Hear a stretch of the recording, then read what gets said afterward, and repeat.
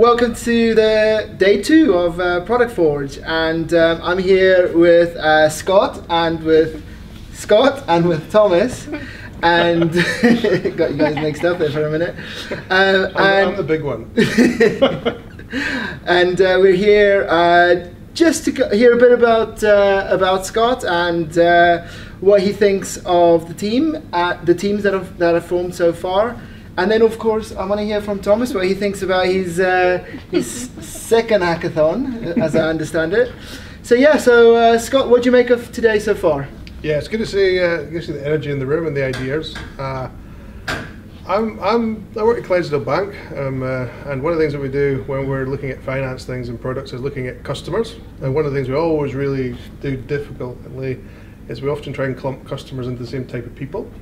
So one of the things I'm interested in today to work with the teams to understand personas, because I think we can do stereotypes around about service users, and certainly with the economy and with the way things are.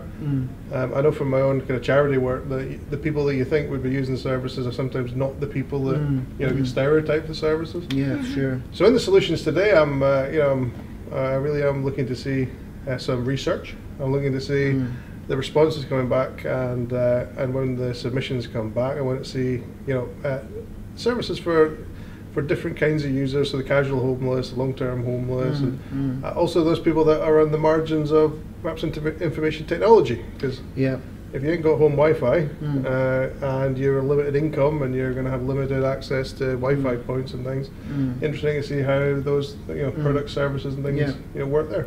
Yeah, I mean that was something that came up quite a lot yesterday, was this idea about people who are digitally excluded. And I think a stat was thrown around yesterday that almost half of Glasgow's population city haven't got internet at home. Now they have internet at work, but they just don't see the need for internet at home. So what's your experience with that working in the bank? When you guys are developing products and services, what do you guys, is there something that is on your mind, like these, if you're trying to get people to kind of move over to mobile banking, all that sort of thing? Yeah, so is that on your mind? Yeah, so when I worked at Tesco Bank, that's a good example there. Tesco Bank's user base is a very large and varied population of the UK. So when we were designing products, we're looking to use the biggest channels that get more people, and as you know, mobile banking is huge. Yeah, mobile banking is actually is larger than things like websites and things, and most people have a phone. It is a true story. I bought a lunch for a homeless guy once. I gave him some money, tried to talk him off the street, and we went to McDonald's and we were chatting there. And he took his mobile phone out to show me the pictures of his family. Yeah. So there's a guy, sleeping rough. Yeah. But his lifeline to his family. Yeah. I think there's a lot of criticism of Syrian refugees and things having mobile phones, but mobile phones are portable. They allow you to communicate with family and friends. Yeah.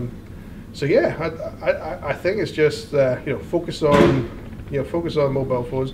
Don't necessarily focus on the top end newest phones as well. Sure. Yeah.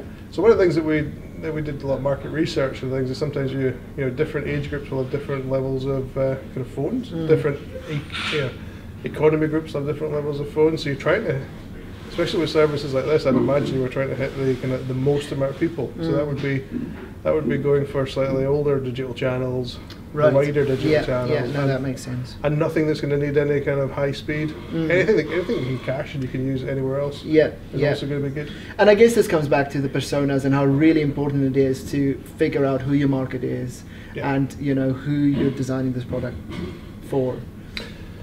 I think you define your value. So I'm doing this to help this group, and this group will be helping this way, and it may be that I guess runaways and things will be very digitally up on things. So they're really, but then maybe their knowledge of the world's less. Whereas if someone on the street for years will know almost every shelter and where everything is, and know all the systems and everything else. So even access to. Let's say Thomas here ran away from home tomorrow. Yeah, he knows. You wouldn't do that, Thomas? No. He likes to be fed. But he knows technology, he knows how to use things. He'd have access to all that, but he wouldn't necessarily know how to survive on his own, where to get help, where not to go for help and things. So I think that's really important. Reviews are interesting. So we use reviews for buying things off Amazon. Yeah. Yeah. Why not start reviewing? Like all the service places that help people who are maybe just going through a transition thing. And I think on reviews, it's quite interesting because that's where people kind of land on from Google when they're searching for something. Yeah. They might land on a review before they actually know about the product. Or service. So that's a definite. But that would be a different service user from someone who's perhaps long term. Yeah. Been a service user for 20 years, knows every hostel and where the city mission is, and who does which soup kitchen when and things. So cool. So Thomas, what do you think of your second hackathon now? How does it compare to your first?